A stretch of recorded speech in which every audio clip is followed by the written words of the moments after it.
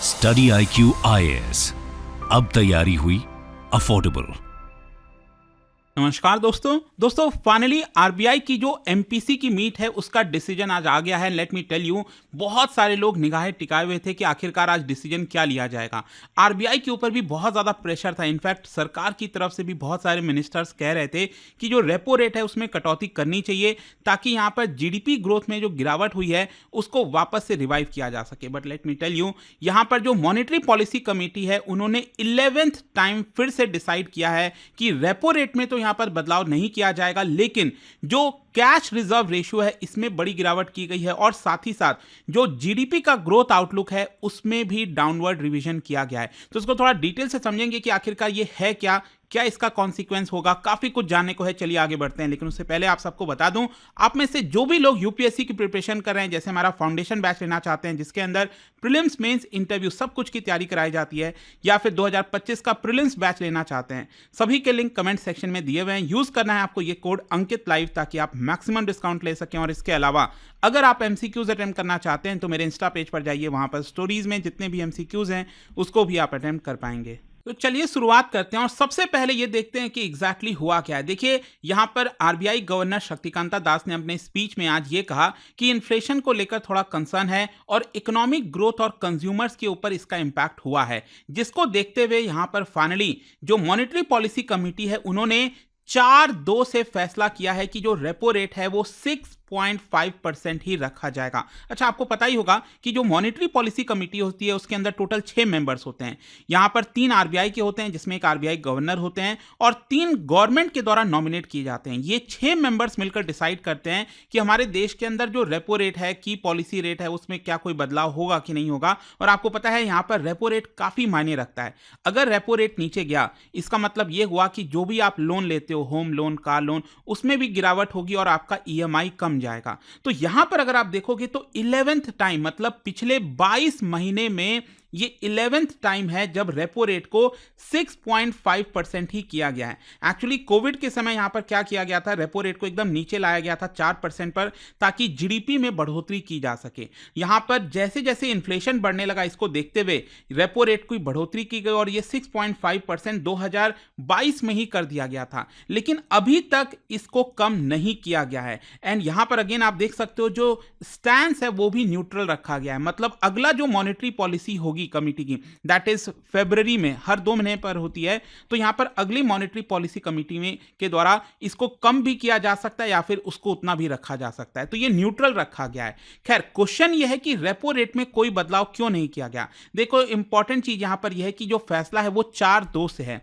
तो 6 मेंबर्स में क्या होता है कि अगर मान लो 3-3 से डिवाइड हो जाता है, 3 लोग कहते हैं कि रेपो रेट कम करो, 3 लोग कहेंगे मत करो, तो फाइनल डिसीजन आरबीआई गवर्नर का होता है। लेकिन यहां पर क्या हुआ है कि 4 मेंबर्स ने बोला है कि रेपो रेट कम मत करो, 6.5% ही रखो, और सिर्फ 2 मेंबर्स ने बोला है कि इसको कम करना चाहिए। तो मेजॉरिटी के फैसले साथ गया और इसी की वजह से यहां पर डिवाइड आपको देखने को मिलेगा। और साथ ही साथ आरबीआई गवर्नर शक्तिकांता दास ने यह कहा कि इसलिए हमें इसको अभी कम नहीं किया है क्योंकि यहां पर इन्फ्लेशन का खतरा बढ़ गया है। क्योंकि अगर आपको याद हो, लास्ट टाइम जो मॉनेटरी पॉलिसी कमेटी है उन्होंने ये कहा था कि 2024-25 में, ये फाइनेंशियल ईयर जो चल रहा है, इसमें हमारा जो सीपीआई है, कंज्यूमर प्राइस इंडेक्स, ये 4.5% रह सकता है। लेकिन फूड इन्फ्लेशन इतना ज्यादा हो गया जिसको देखते हुए सीपीआई में बढ़ोतरी की गई और ये हो गया है 4.8%। मतलब इन्फ्लेशन ज्यादा होने वाला है। एंड इसी की वजह से यहां पर जब इन्फ्लेशन ज्यादा होता है तो रेपो रेट को कम नहीं किया जाता।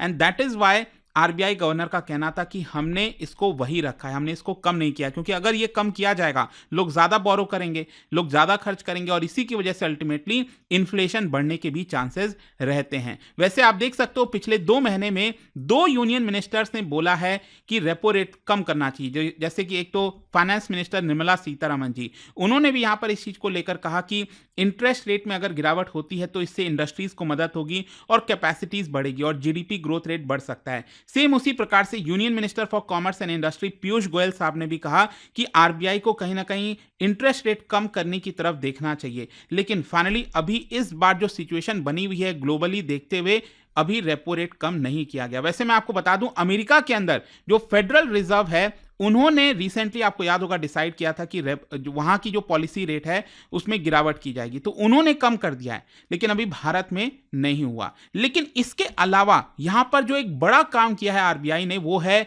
सीआरआर में कटौती, कैश रिजर्व रेशियो। अच्छा, आपको पता ही होगा, जैसे मान लो कोई बैंक है और उसके पास जितना भी डिपॉजिट आता है, जो भी पैसा आता है, मान लीजिए उसके पास 1,000 रुपए आया कोई बैंक के पास, तो क्या वो वापस से ये 1,000 रुपए किसी को लोन पर दे सकता है? नहीं, उसको कुछ नियम फॉलो करने होते हैं। यहां पर कुछ पैसा रिजर्व में रखना होता है, जिसमें से एक हम कहते हैं सीआरआर और दूसरा होता है एक एसएलआर।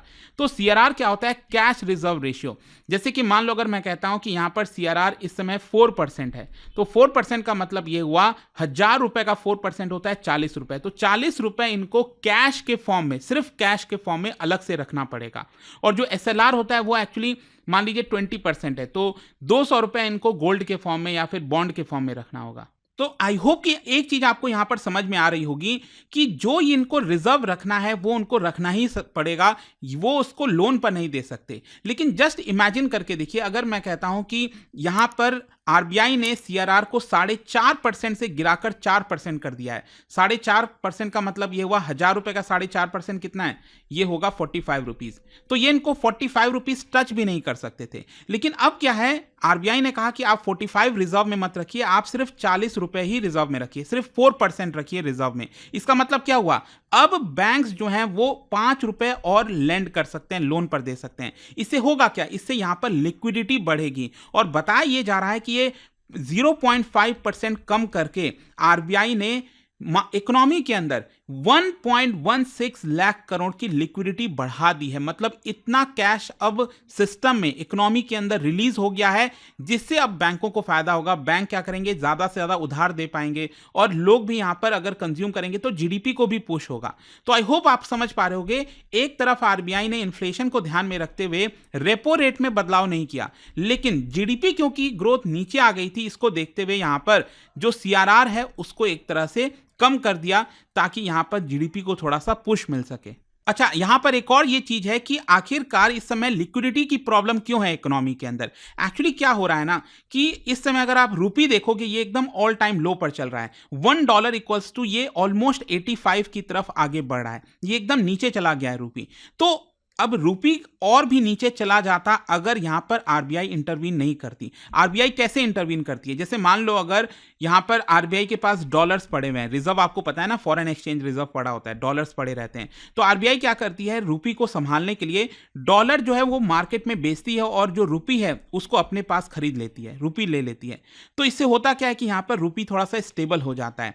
तो इसी की वजह से, क्योंकि आरबीआई ने क्या किया था, रूपी अपने पास ले लिया था और डॉलर रिलीज कर दिया था, इसके कारण जो लिक्विडिटी की प्रॉब्लम है वो इकोनॉमी में हो गई थी। लेकिन सीआरआर को कम करके अब वापस से लिक्विडिटी इकोनॉमी में बढ़ा दी गई है। तो आई होप यहां पर चीजें आप समझ गए होंगे। फिर इसके अलावा अब आप देख सकते हैं, बोला यह जा रहा है कि इससे बैंकों को भी काफी फायदा होता है। बैंक को कैसे फायदा होगा? क्योंकि जैसे मान लो मैंने आपको एग्जांपल बताया था 1,000 रुपए का 4.5%, पहले उनको 45 रुपीज बस ऐसे ही रखना पड़ता था, इससे बैंकों को कोई भी इंटरेस्ट नहीं मिलता था।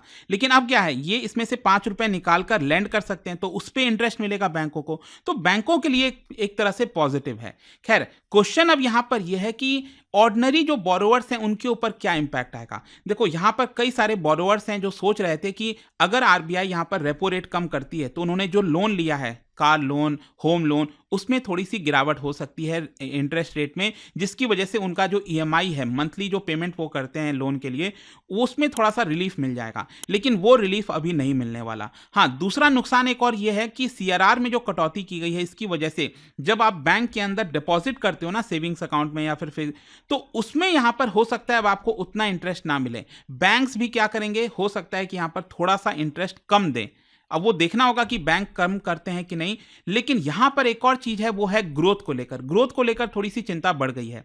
आप देख सकते हैं, आरबीआई ने एस्टिमेट किया था पहले कि 2024-25 में, ये जो करंट फाइनेंशियल ईयर चल रहा है, यहां पर जीडीपी 7.2% के आसपास हो सकती है। लेकिन इसको एकदम गिरा कर आप सोचिए, आरबीआई ने कहा है कि नहीं, अब हम ऐसा लग रहा है हमें कि ये 6.6% ही रहेगी।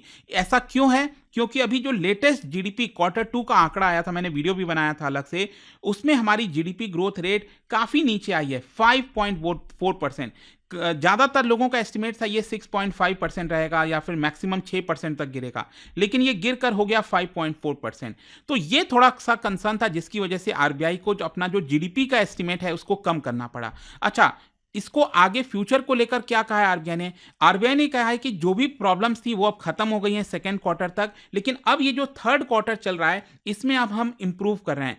फेस्टिवल की वजह से डिमांड बढ़ी है और रूरल कंजम्पशन भी बढ़ा है, तो हम आशा कर सकते हैं, एक्सपेक्ट कर सकते हैं कि आगे आने वाले समय में यहाँ पर हमारी जीडीपी ग्रोथ बेटर होगी। जैसे कि क्वार्टर 3 में बोला गया है कि ये 6.8% हो सकती है, क्वार्टर 4 में 7.2% हो सकती है।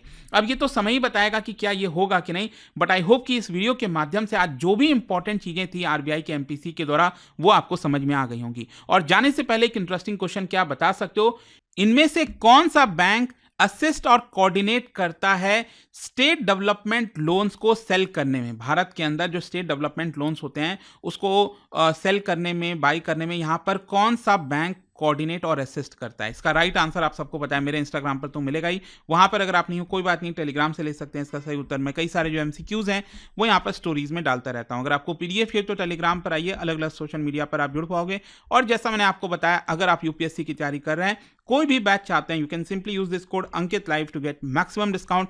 एंड आई होप कि वीडियो आपको पसंद आया होगा। मिलता हूं आपसे next time. Till then, thank you very much, see you soon. Study IQ IAS, अब तैयारी हुई अफोर्डेबल।